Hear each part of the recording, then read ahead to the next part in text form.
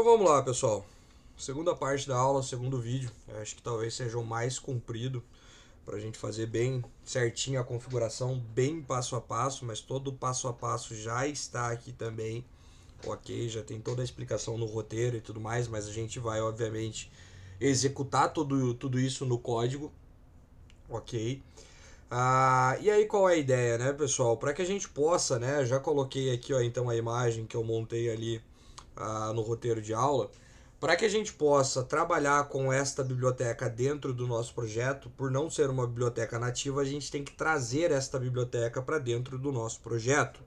Assim como, pessoal, o Swagger, né? Também, ó, tudo que tiver aqui, ó, dentro do CS Proj, né? Principalmente aqui, ó, neste item group, tudo que tiver aqui não é nativo do projeto. São bibliotecas que, neste caso do Swagger, já vieram com o projeto, ou que a gente adicionou, né? Para a gente poder trabalhar ali com a biblioteca dentro do projeto.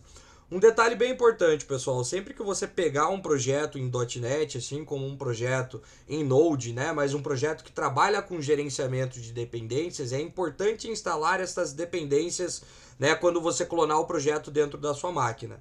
Lá em Node você pegava e fazia um npmi e aí o Node, né, junto com o gerenciador, né, de pacotes dele, que é o npm, instalava todas aquelas bibliotecas que estavam lá no package.json.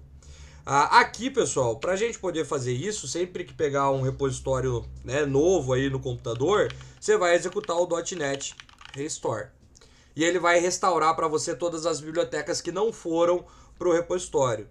Professor, mas você acabou de falar que, né, isso daqui é uma dependência. Se é uma dependência, a gente já sabe que não vai para o repositório por causa do git ignore. E eu já clonei, né, o repositório da tua aula, ou até mesmo um repositório meu, e não precisei fazer isso. Por quê, pessoal? Por causa da biblioteca não, da extensão que a gente está instalando, que a gente já instalou e está utilizando. Se vocês prestarem atenção, toda vez que vocês abrem um projeto .NET, aqui no output, ó, ele fala para mim que está restaurando, né, determinando os projetos que devem ser restaurados. Então aquela extensão, né, que a gente comentou, que a gente instalou ali, né, que é o C Sharp Dev Kit, ela já está fazendo isso para nós. Antes não fazia, só com a extensão do C Sharp. Agora já faz. Mas se vocês olharem aqui embaixo, ó, ele fala que executou o .NET Restore. Mas tomem cuidado que se de repente vocês não tiverem a biblioteca, né, a extensão instalada no VS Code, tem que executar o comando, né, .NET Restore na mão, ok? E aí vamos lá, né, pessoal? Então, para a gente poder trabalhar com o Entity Framework dentro do nosso projeto, nós precisaremos de duas bibliotecas do Entity Framework. A biblioteca do Entity Framework com relação ao banco que a gente vai utilizar, neste caso, o SQLite, ok? E uma outra biblioteca, pessoal, com relação ao design. Depois a gente vai falar um pouquinho mais dessa biblioteca, mas ela vai servir para as migrações que a gente vai entender um pouquinho mais para frente. Mas obrigatoriamente sempre precisa de duas bibliotecas: o do banco de dados e a do design, ok? E aí é o seguinte, né, pessoal? Instalem sempre a biblioteca, e aí eu já vou mostrar para vocês aonde, né, referente ao SDK que você tem instalado. Então, por exemplo, aqui na minha máquina, no meu desktop, eu tenho o 5 e o 6, não tenho nem o 7 instalado aqui. A gente está utilizando a versão 6, então eu vou pegar uma biblioteca do Entity Framework da versão 6, ok? A versão mais atual que tiver dentro da versão 6. E aonde é que a gente acha, então, né, pessoal, essas bibliotecas? Porque a gente poderia simplesmente pegar o comando que adiciona a biblioteca e instalar. Este comando também está, pessoal, lá no nosso material de aula, ali no CLI do C Sharp. Para quem não sabe, né, pessoal, o repositório central da Microsoft, onde a gente encontra todas as bibliotecas que a gente pode utilizar nas aplicações deles, é o Nugget. Opa, aqui ele já vai abrir, não era isso que eu queria, ele já vai abrir aqui porque eu já tinha pesquisado. É o Nugget, ok? É aqui que a gente vai achar todas as bibliotecas, pessoal, que a gente pode utilizar dentro da plataforma da Microsoft, ok? Então veja a quantidade de downloads que já foram feitos, de pacotes únicos, né, versões de pacotes e tudo mais. E aí ele fala o que é esse cara, né? Então este cara aqui é uma ferramenta que provê ali a nossa habilidade de produzir pacotes e consumir pacotes e tudo mais. Então, se você quiser uma biblioteca para utilizar num projeto utilizando a plataforma da Microsoft, é aqui que você encontra. Então a gente já sabe quem que a gente quer, que é o Entity Framework. Vamos escrever aqui, ó, Entity Framework e pesquisar, e vejam que volta muita coisa. Tem muita coisa relacionada ao Entity Framework, ok? Não é o primeiro, pessoal, não é só o Entity Framework Core. Vejam que tem mais carinhas aqui embaixo, ó, o design já está aparecendo aqui, ok? A biblioteca do Entity Framework Core, né, o Entity Framework Core que a gente vai utilizar, acabei não comentando, já tem do SQL Server, né? E a gente se procurar, ó, já vai achar do SQLite aqui também. Então, você pode pesquisar ali, ó, Entity Framework, pode colocar o Core, que é a versão que a gente está utilizando, né, e escrever SQLite aqui, que ele já vai encontrar pra gente, ó. É este cara aqui que a gente quer, ó. Não é o SQLite Core, não é o Core, é este cara aqui que a gente quer. Microsoft.entityframeworkcore.sqlite, que é a mesma coisa que a gente, né, que eu já coloquei aqui para vocês. Então vamos abrir a página da biblioteca. E aqui, ó, pessoal, o que é importante? Primeiro, né, versões. Vejam quantas versões já tem da mesma biblioteca, né? Então já tem a versão 8 preview do SDK 8 que está saindo, já tem a 7, que é a última versão estável, né, que a gente não está utilizando por não ser uma versão de suporte a longo prazo, e a gente já tem as versões 6 aqui embaixo, ó. Então a versão que nós iremos utilizar é essa daqui, é a versão mais atual da versão do SDK que a gente tem instalado na máquina, que foi atualizado há 24 dias atrás. Então é esse cara que a gente quer, ok?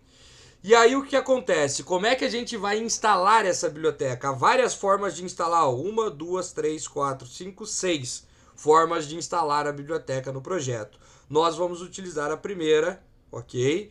Que é a versão via linha de comando, essa daqui, ó. Então este comando que está aqui é o mesmo que está lá no material de aula, só copiar, colar no terminal e instalar, ok? Quem está utilizando o Visual Studio sem ser o Code, né, vai instalar de uma maneira um pouquinho diferente, vai instalar assim, que vai fazer, na verdade, a mesma coisa. Então copia aqui a biblioteca e cola ali no terminal. Mas, se eu colar aqui no terminal, bem provavelmente dê erro. Por quê? Porque eu não estou na pasta do projeto. Assim como para rodar o projeto eu preciso estar na pasta, para instalar também. Então vamos lá na API. E aí colo aqui novamente. E ele vai, pessoal, instalar a biblioteca para mim.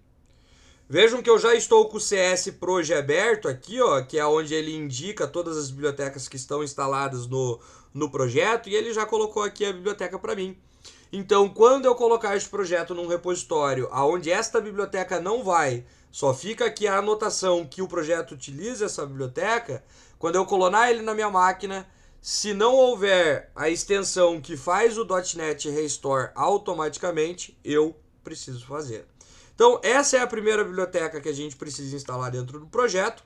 E a segunda biblioteca é a biblioteca de design. Então, não tem o SQLite aqui. Então, Entity Framework Core Design. Pesquiso ali, ó, já veio a biblioteca de design. Vou, pessoal, também na versão 6, que é, né, a 6.21, que é a última disponível com o SDK que a gente está trabalhando. Copio. Vamos dar um clear aqui. Colo e fechou. Enquanto vai instalando ali, eu tomo uma água. Não se preocupem, pessoal, que essa biblioteca tem algumas anotaçõezinhas diferentes aqui, não tem problema nenhum, é isso mesmo. E agora sim, eu já tenho, pessoal, a biblioteca instalada no meu projeto. E sempre que eu precisar dessa biblioteca em um novo projeto, Não é no mesmo, né? No mesmo já está aqui. Vou trabalhar um outro projeto e preciso desse cara. Vai lá, instala. Biblioteca é instalada, pessoal, por projeto, ok? Então, pode ser que eu tenha projeto que não necessite do SQLite, né? Ou né, do Entity Framework, ou até com o Entity Framework eu trabalho com MySQL, então eu não vou instalar essa biblioteca, procuro a biblioteca do MySQL, ou esse projeto não vai trabalhar com Entity Framework, vai trabalhar somente com aquela outra forma lá que tem só o conector, e aí eu executo todos os scripts na mão. Aí eu busco as bibliotecas que eu preciso para aquele projeto. Mas dessa forma a gente instala, pessoal, uma biblioteca dentro do projeto. E aí, então, né, a gente mata aqui, ó, pessoal, a parte de instalação das bibliotecas no nosso projeto. Agora, o que a gente precisa, pessoal? A gente precisa dizer para nossa aplicação, porque agora a gente instalou, mas ainda não está utilizando, que nós teremos o Entity Framework dentro do projeto, ok? E aí, pessoal, né, a gente pode criar esta classe que vai fazer toda essa indicação na camada de modelos, porque esta classe que nós iremos criar será o modelo para que o Entity Framework consiga gerar o banco de dados, então pode ser gerada, né, essa classe dentro dos modelos, porque sim, é uma classe de modelo, mas vai ser uma classe de modelo para o nosso banco de dados, para como o nosso banco de dados vai ficar. Ou a gente pode criar, por exemplo, uma camada nova, uma camada data, né, dados, para trabalhar com os dados da nossa aplicação, que é o que eu vou fazer. Então eu vou ter uma camadinha nova chamada data, né, para que a gente possa dentro dela criar uma classe. E aí a gente geralmente chama essa classe de contexto, né, ou de context, para que a gente consiga definir ali qual é o contexto de dados, né, da nossa aplicação. Pode ser até app context, onde a gente vai dentro dessa classe informar quais são os dados que nós iremos ter dentro da nossa aplicação e que vai lá para o nosso banco de dados. Ok? Vejam que, pessoal, no meu caso não, né, veio com o namespace correto. Deixa eu pegar, opa, eu criei no models, né, deixa eu só arrastar para cá. Ele não vai arrastar, né, a gente já viu isso. Então deixa eu deletar.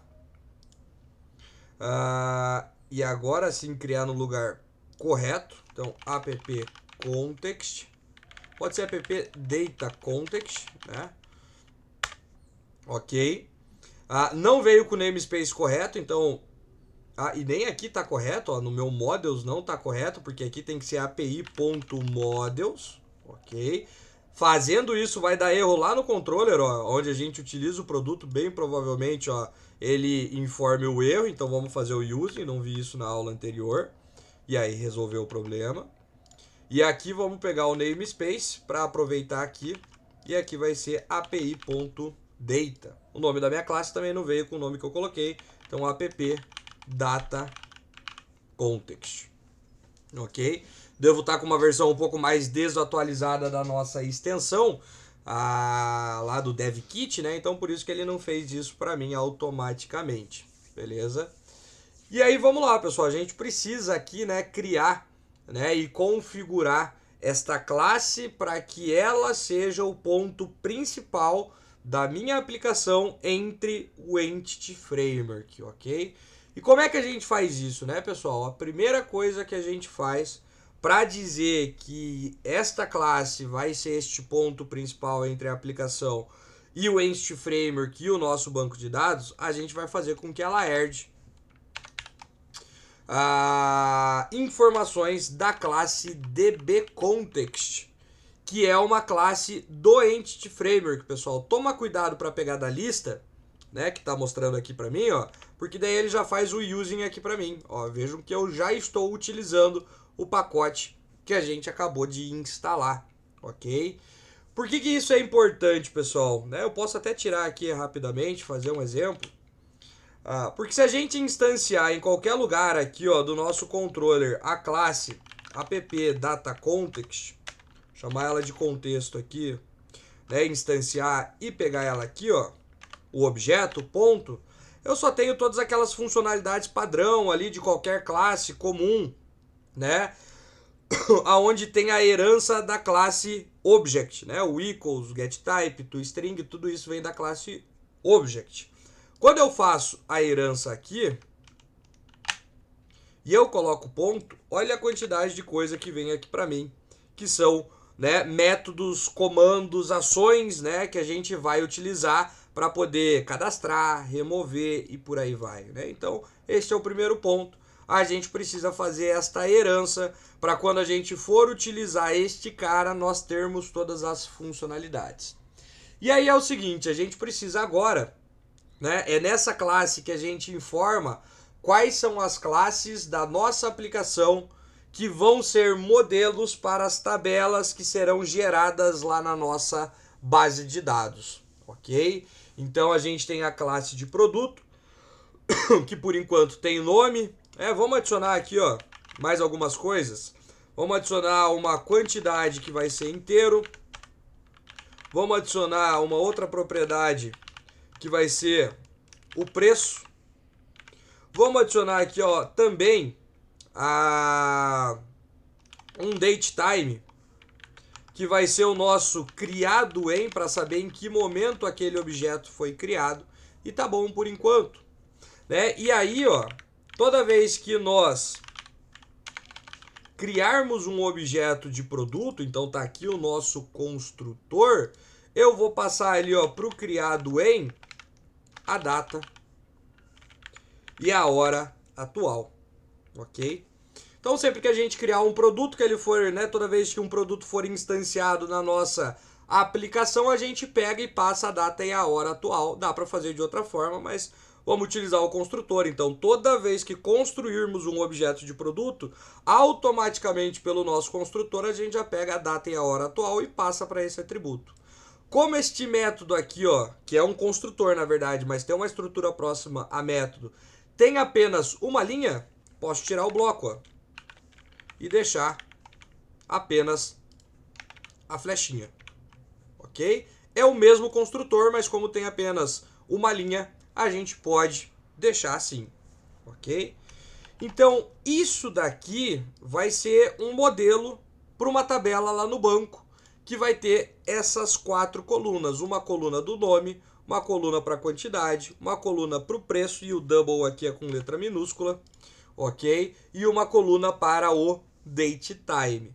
Como é que a gente diz agora para o Entity Framework que isso daqui vai virar uma tabela no banco, e aí quem vai fazer esse processo de ler isso daqui e transformar em tabela é a biblioteca, né? Como a gente trabalha, pessoal, com o Code First, fazemos pelo código e não pela base. Qualquer mudança na base é feita sempre pelo código, ok? E aí como é que a gente faz, pessoal? Desta forma, teremos um atributo. Do mesmo jeito que nós temos um atributo aqui, ó, a gente tem um atributo aqui. A única diferença, pessoal, é que este atributo, para que o Entity Framework entenda que uma classe vai virar uma tabela no banco, é o seu tipo. Não é inteiro, não é string, não é também produto, ok? O tipo dele é um DB7, e este DB7 é o DB7 de produto, ok? É isso que vai fazer, pessoal, é a partir desse tipo e passando qual é a nossa classe que o Entity Framework vai entender que isso vira uma tabela no banco de dados.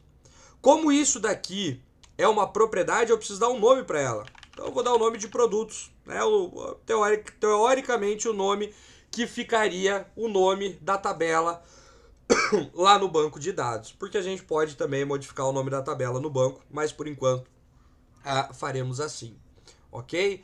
Então, dependendo, pessoal, dos ORMs que vocês já utilizaram, lá em Java, por exemplo, em cima da classe, se eu não me engano, faz tempo que eu não faço isso, você tinha aqui um @entity. Era assim que o JPA junto com o Hibernate mapeavam as classes para virar tabela no banco. Para quem trabalhou com Prisma, vai lembrar que a gente tem um arquivo .prisma esquema e falava, né, o que eu queria de tabela. Para quem trabalhou com Mongoose, também tinha que criar um esquema lá do Mongoose para determinar né, qual era a coleção que a gente queria, porque se não é banco de dados relacional, não é tabela, é coleção. Então é aqui que a gente diz, pessoal, quais, né, vamos colocar o comentário, classes que vão se tornar tabelas no banco de dados. Perfeito. Basicamente, pessoal, é isso, né? Mas o que acontece? Agora eu preciso dizer para a minha aplicação, ok? Como é, né, que a gente vai criar tudo isso daqui, né? Como é que a gente vai se conectar com o banco de dados e por aí vai. Então eu preciso, pessoal, uma segunda configuração que a gente precisa passar aqui é o construtor. A gente precisa criar o construtor dessa classe appDataContext, ok? Aonde, pessoal, como parâmetro para este construtor, eu vou passar aqui, ó, um DB Context Options, daqui a pouco vocês já vão entender tudo isso daqui. Passando a nossa própria classe, por enquanto só vamos appDataContext, chamado Options, ok? E como, pessoal, tem herança aqui, né? Essas opções que a gente vai daqui a pouco dizer, como por exemplo, nessas opções a gente vai falar, como opção para isso eu quero um banco de dados em SQLite, né? E por aí vai, tem algumas coisinhas que a gente tem que informar ainda para nossa aplicação na hora de configurar tudo isso. Eu preciso passar estas opções para a classe Py, ok? Lá em Java, você fazia o quê? Super e passava aqui os parâmetros que chegavam ali na classe filha, ok? Aqui não funciona assim. Aqui o que a gente vai fazer, ó, pessoal? 2 pontos base e passa as opções, que é a mesma coisa que o super, ok? Fecha os parentes, as chaves ali do construtor. Esse daqui, ó, vamos até dar um enter para ficar com mais cara de construtor. Vai ser o construtor da nossa classe. Não preciso, pessoal, colocar nada aqui dentro. É só isso. Só que toda vez que nós construirmos um objeto deste cara aqui, então como eu acabei de mostrar, né, que a gente tinha feito aqui, ó, vamos ver se dá para dar uns Ctrl Z aqui, ó. Agora eu precisava passar aquelas opções, que é o quê? Por exemplo, eu vou conectar numa base de dados SQLite e a minha string de conexão para conectar nessa base de dados SQLite é essa. Só que, pessoal, imagine que toda vez que eu precisasse deste objeto para trabalhar com o banco, se eu tivesse que ficar passando isso toda hora aqui, ia ficar meio complicado. Não ia ficar muito legal. Ok? Então, né, onde é que a gente faz esta configuração? Por enquanto aqui tá ok. A gente só precisa dizer que é necessário passar algumas opções quando um objeto desta classe for construído. Agora, pessoal, aonde é que a gente diz quais são essas opções que a gente precisa, né, configurar, beleza? Então olha lá, pessoal, tive que fazer uma pequena pausa, mas então a gente vai agora, né, dizer aonde que nós passaremos essas opções. E aí a gente não precisa ficar passando essas opções toda hora, a gente consegue configurar isso de uma maneira um tanto quanto mais automática para que tudo isso funcione, ok? Como é que nós faremos isso, pessoal? Aqui na classe Program, ok?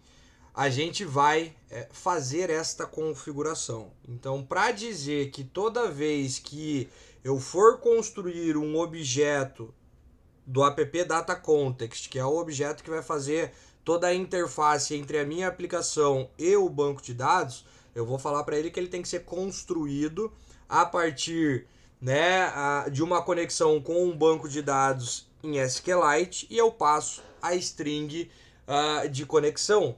Ok?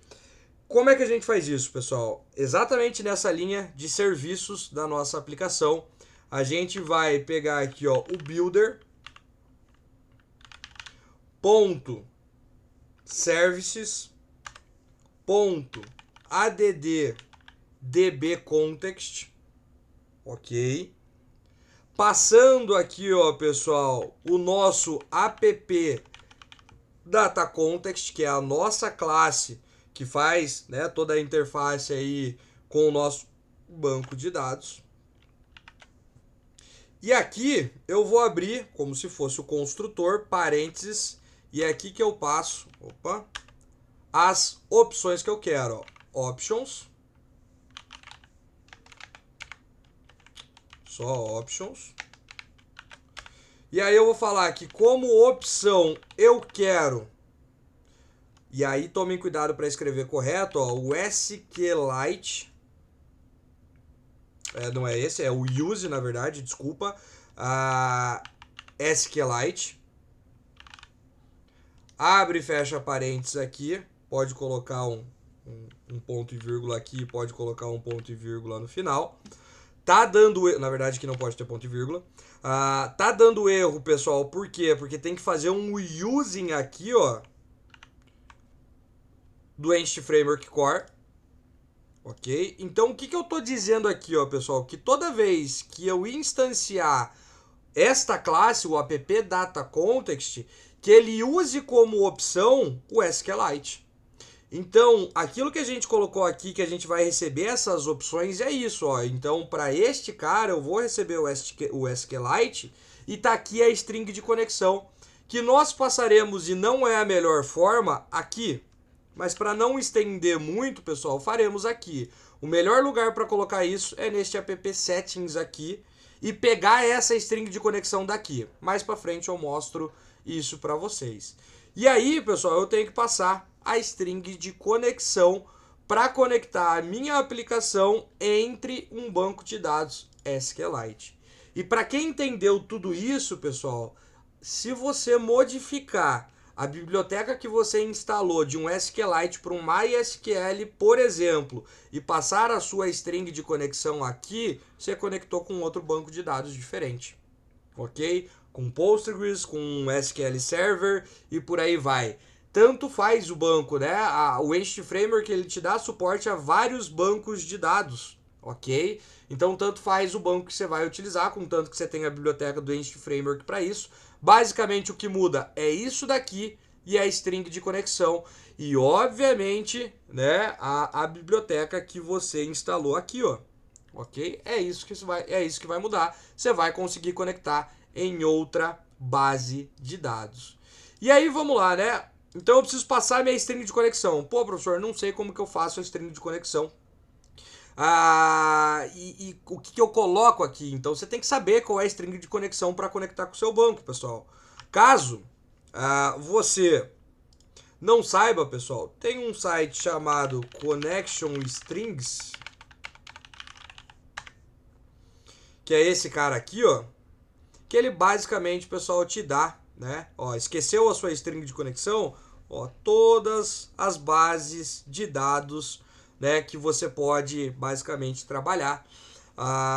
Ele organiza de forma horizontal, né, não vertical. Acho isso muito estranho, mas ok. Mas o nosso SQLite está aqui, ó. Professor, mas eu queria, por exemplo, o MySQL. Tá aqui. E aí, olha o tanto de formas de conectar, pessoal, com a base. Então, tem, né, tomar cuidado, tem que entender direitinho ali como é que vai conectar para poder conectar de maneira correta. Então, eu tenho aqui, ó, o SQLite.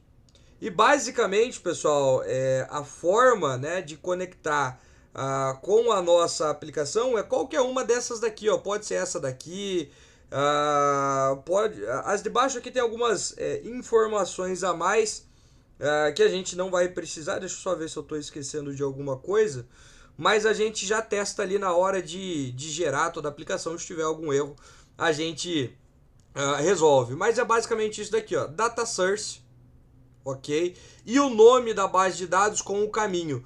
Como a gente quer, pessoal, que o caminho seja a nossa própria aplicação, então a base de dados vai ficar dentro da nossa aplicação, eu não vou precisar colocar o C aqui, 2 pontos e por aí vai, ok? Então vamos pegar esse cara aqui, deixa eu copiar esse cara, vamos colar aqui dentro, ó, ele já tá dando um erro, né, porque barra seria 2 barras assim, mas não vai ser esse caminho. Deixa eu só fazer o seguinte, eu vou pausar o vídeo só para confirmar. esse version 3 não vai precisar e a gente tem mais um cache, alguma coisa ali que precisa colocar. Só um minutinho. Então é o seguinte, pessoal, só confirmei ali, ó. Aqui é o nome da nossa base, não precisa do caminho, então eu vou colocar aqui, ó, e-commerce.db. E esse version realmente não tem. Aqui a gente vai colocar um cache igual a shared, compartilhado, que ele acaba reclamando dependendo da versão do SQLite. Mas com isso a gente já consegue resolver, pessoal, a parte de configuração inicial aí da nossa aplicação, ok? Então toda vez que nós precisarmos desta classe, porque é a partir dela que nós conseguiremos cadastrar, buscar produtos, categorias e tudo mais, o objeto que for criado dessa classe vai ser criado com algumas opções. Quais são essas opções? Que, né, essas opções, este objeto utilize o SQLite e a string de conexão tá aqui, ok? Como é que a gente testaria isso, né, pessoal? Primeiro a gente precisa criar a nossa base de dados, ok? E se a gente conseguir criar a base de dados e aí essa base de dados ela vai aparecer aqui na raiz do nosso projeto, significa que todas essas configurações que a gente fez, elas deram certo, ok? Funcionou e é isso que a gente precisa.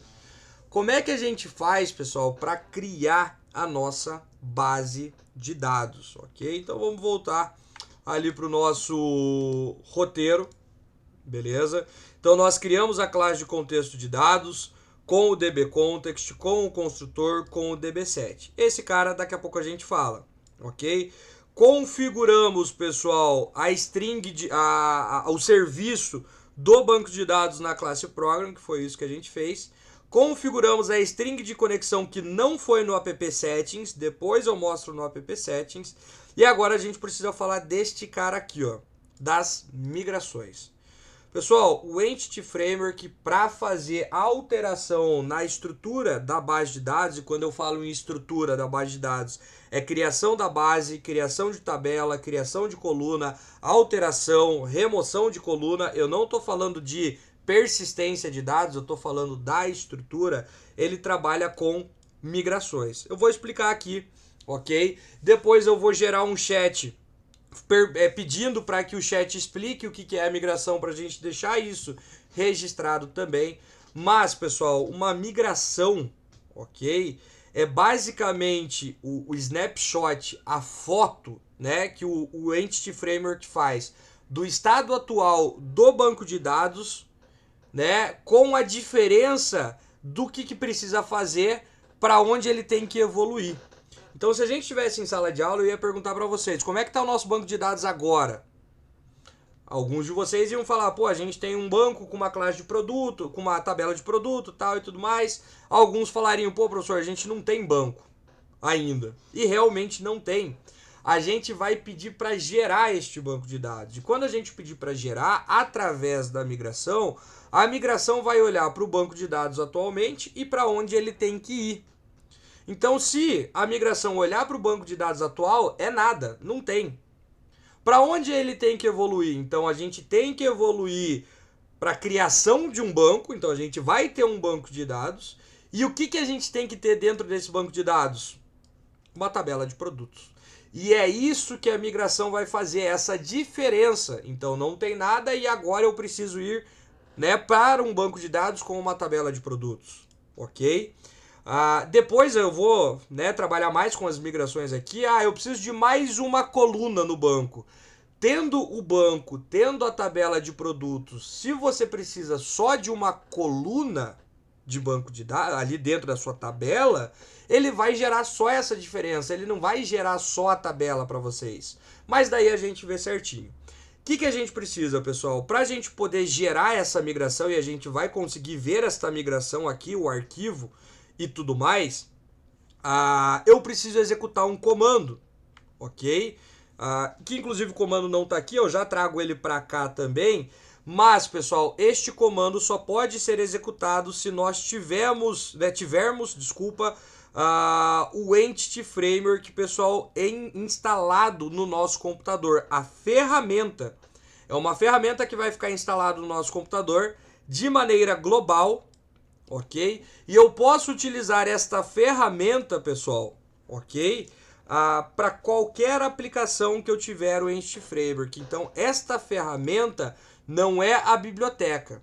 Esta é uma ferramenta que utiliza esta biblioteca de design para poder gerar estas migrações. Então, a partir do momento que você instalar ela, ó, e eu já deixei aqui na versão que a gente está utilizando, para qualquer aplicação no seu computador que você tiver banco de dados com o Entity Framework, as migrações vão funcionar, ok? Então ela é uma ferramenta que a gente precisa instalar aqui no computador. Eu já tenho bem provavelmente ela instalada, ok? Aqui, porque eu já fiz alguns testes e tudo mais. Já está na minha última versão, né? Na última versão, se não tiver instalado vão aparecer outras coisas ali e tudo mais, ok? Para a instalação da aplicação. Então ela, pessoal, esta ferramenta, ó, o .NET EF, né? O Entity Framework do .NET na versão 6.0.21. É ela que vai permitir, né, através da biblioteca de design, gerar essa migração. Eu sei que é uma quantidade de informações muito grande, mas, pessoal, a gente precisa de tudo isso para poder ter o banco de dados. E aí, vamos lá, né? Então, deixa eu pegar aqui o comando, porque está aqui no CLI, mas eu copio ele para lá também, ó. Para eu poder gerar uma migração, ó, é este comando que a gente vai gerar, ó. .NET EF Migrations, adicionar uma migração e o nome que a gente quer para essa migração. Deixa eu voltar aqui para deixar no roteiro também. Beleza? E, pessoal, como é a primeira migração que a gente está criando, é a nossa migração initial, né? Ou inicial, ou é a migração, como é a primeira, que vai criar a base de dados, ok? É a migração que vai fazer com que a gente saia do nada para uma base de dados com uma tabela de produtos e essa tabela de produtos com estes atributos aqui. Então tudo isso ainda é parte de configuração.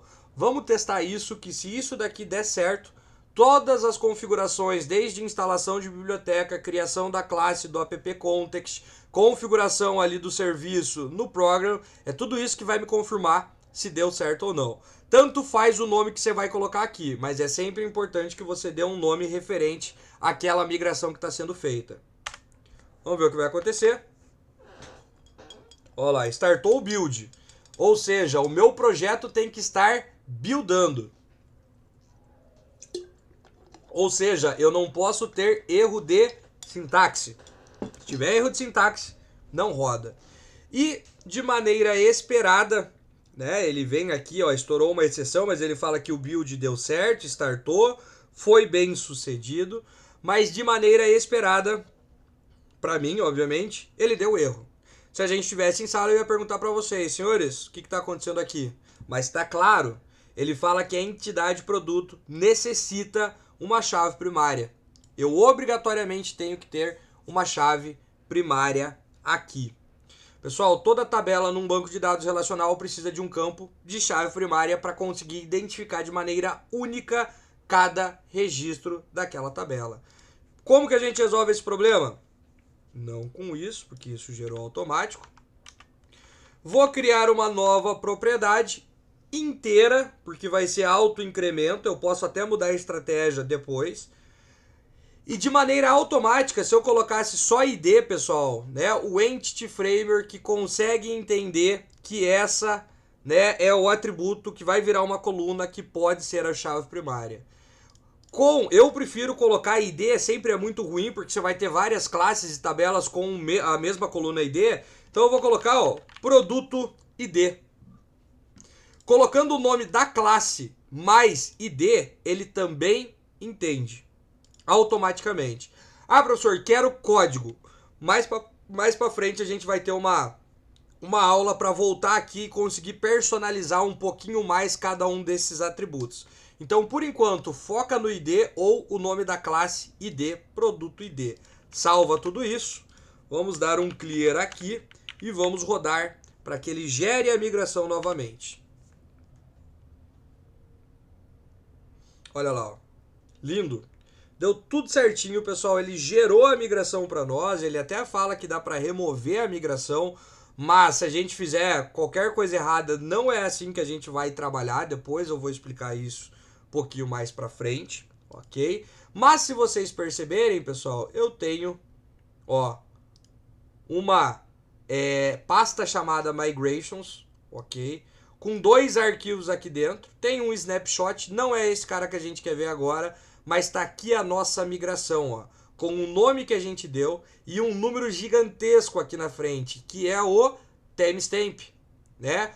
A data e a hora daquela migração, ó, 1/9/2023, às 18h44, é basicamente o que ele tá colocando ali para nós. Tudo bem que não tá 18, porque ele pega bem provavelmente o GMT lá, mas ok, é a data e a hora atual. Pessoal, abrindo esse cara aqui, olha que legal, ó. O que ele fala aqui para nós, ó? Que ele tem uma classe chamada createDatabase e que tem um método up e um método down. Ou eu atualizo ou eu volto, né? Update e downgrade, é basicamente isso, né? Upgrade e downgrade, né? Basicamente isso que ele tem. Se eu escolher por atualizar e realmente executar isso, o que ele vai fazer? Tá aqui, ó. Ele vai criar uma tabela com o nome produtos. Essa tabela vai ter essas colunas e essa vai ser a coluna da chave primária.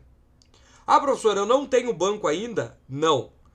Isso é o snapshot, pessoal. Essa é a foto que eu disse para vocês da onde a gente tá, para o que a gente tem que evoluir, para onde a gente tem que ir, ok? Então, se eu pedir para ele ir em frente, ele atualizar isso daqui, fazendo o upgrade, vejam que não tem a criação do banco, porque se não houver banco, ele já entende isso e cria o banco para nós, mas ele vai criar essa tabela. Se eu resolver voltar atrás, o que ele faz aqui para mim? Ele simplesmente dropa a tabela. Porque o que a gente tem agora? Nada. Então é só dropar a tabela, porque daí a gente volta a não ter nada. Então a gente vai para frente, pessoal, ok? E vai atualizar a nossa base de dados. Se isso funcionar, fechamos a parte de configuração. Depois a gente só volta, pessoal, com a parte de utilização de tudo isso daqui para realmente cadastrar, alterar e buscar a nossa, que é os comandos, as funcionalidades que a gente tem dentro da nossa aplicação, só que dentro do banco de dados, ok? Então, pessoal, sempre que você tiver uma modificação, você precisar de uma modificação na sua base de dados, você vai vir aqui na sua classe e vai alterar isso, ok? Vai fazer uma migração que nem a gente acabou de fazer e aí vai executar essa migração. Eu só gerei o snapshot, então eu vou voltar lá no nosso... Tem mais um comando que ficou lá, que é o que, ó, pessoal? O comando que atualiza a base de dados. Vamos copiar e vamos colocar lá também. Então, olha lá, ó. Eu vou executar este comando e este comando vai atualizar o meu banco de dados com base no que? Na última migração que eu fiz. Então, se eu pegar aqui, ó, e executar o comando, ele vai gerar, pessoal, um banco, porque não existe o banco, então ele cria automaticamente e ele executa aquilo que estava aqui, que é criar a tabela, mas fazendo este processo de conversão de script em SQL. Como é que eu vejo isso? Olha o log aqui embaixo. Olha lá o que ele executou. Um create table, produtos, com ID, chave primária, nome, quantidade, preço e criado em.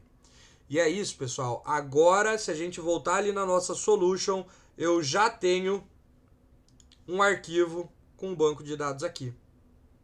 Galera, para visualizar esse banco, vocês precisam de qualquer ferramenta que visualize um banco de dados em SQLite. Tem várias, né? Tem várias ferramentas para trabalhar, ok? Deixa eu ver se eu lembro o nome de uma, que daí não fica no Visual Studio Code. Vamos colocar aqui, ó, SQLite Viewer. Ó, tem esse cara aqui, ó, esse DB Browser, gosto de utilizar bastante ele. Baixem lá, pesquisa ali, encontra o seu arquivo do banco de dados e abre. Essa é uma ferramenta bem legal que não fica acoplada ao VS Code, ok? E eu até acho melhor. Mas quem quiser, acho que eu já tenho instalado aqui também. Ó, tem essa ferramenta aqui, ó, essa extensão do SQLite, que também vai servir para ver aqui a sua base de dados. Ó, vou fechar aqui todos os arquivos. Vou aqui na minha base de dados, só que eu tenho que vir pelo convencional e não pela solution, né? Vamos lá na nossa base de dados, ó, botão direito, Open Database. Deixa eu ver, acho que ele não vai aparecer essa opção aqui no solution. Não vai aparecer. Então, temos que ir por aqui. Ó, Open Database, ele vai abrir mais um carinha aqui embaixo, ó. Eu acho que fica muito bagunçado, então por isso que eu prefiro daquele DB Browser, ok? Esse cara aqui é bem legal, não tem erro, baixa lá e instala. Depois, se não ficar muito longo, que eu mostro também. Olha lá, ó, já reconheceu a nossa base.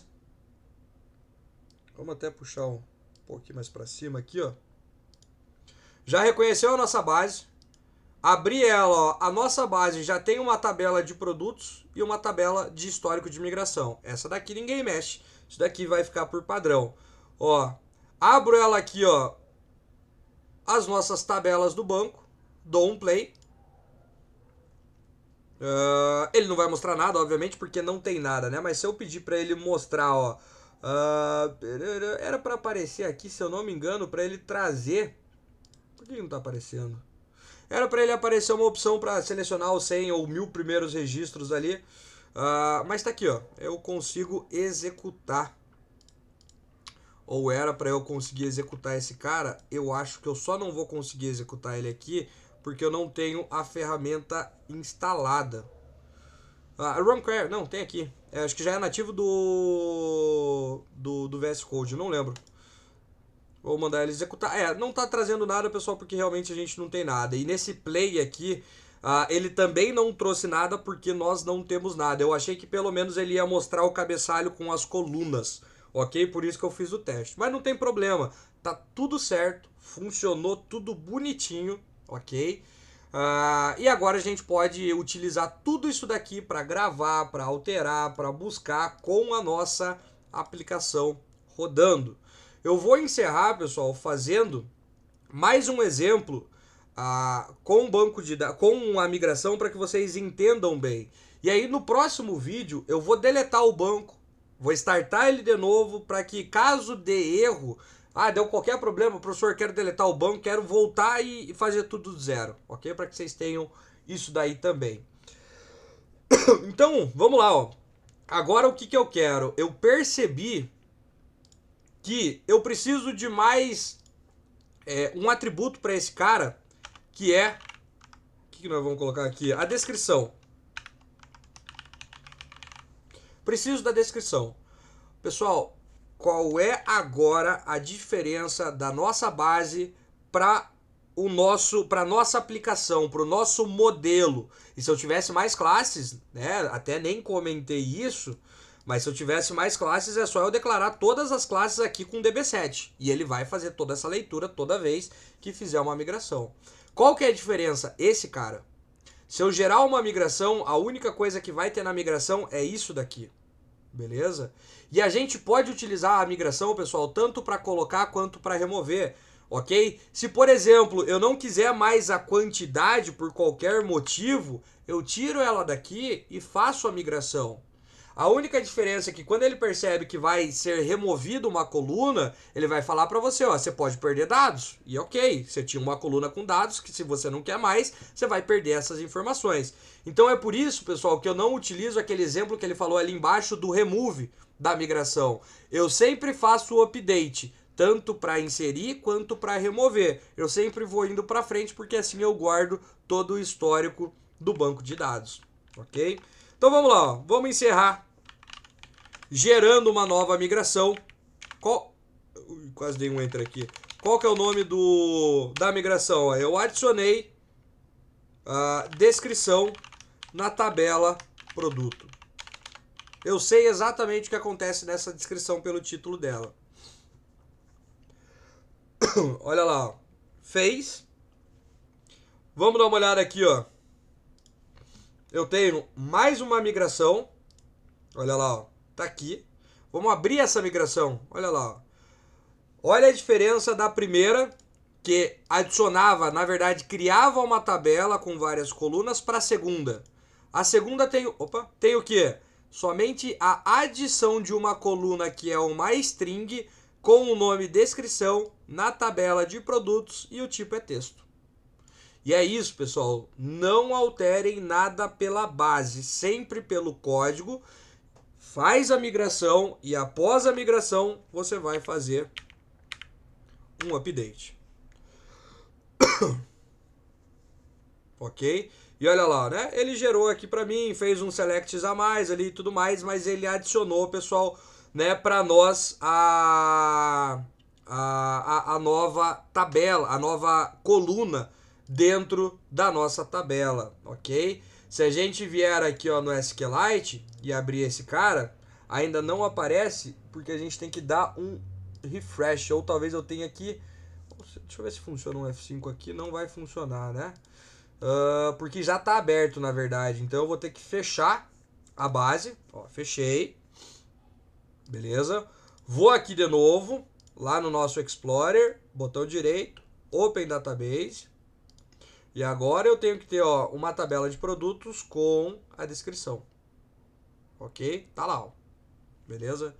Pessoal, e é isso. Então aqui a gente tem toda a parte de configuração, mais a parte de migração, que é necessário toda vez que nós, né, fizermos uma atualização, tanto para colocar coisas dentro da estrutura do banco de dados, quanto para alterar, de repente você errou o nome de uma coluna, né, quanto para remover uma coluna que não é mais necessária. Faz uma migração, olha para a migração para ver se ela está do jeito que você espera e atualiza o banco de dados, porque ele vai atualizar sempre com base na nossa última migração, ok? Próximo vídeo, não acabou ainda. A gente vai fazer o quê? Eu vou deletar a base, né? Vou mostrar como é que recria isso e como é que a gente utiliza tudo isso. A utilização eu vou mostrar de uma maneira muito simples, porque a gente foca na próxima aula nisso daí. Beleza? Valeu, valeu, senhores. Daqui a pouco tem mais um.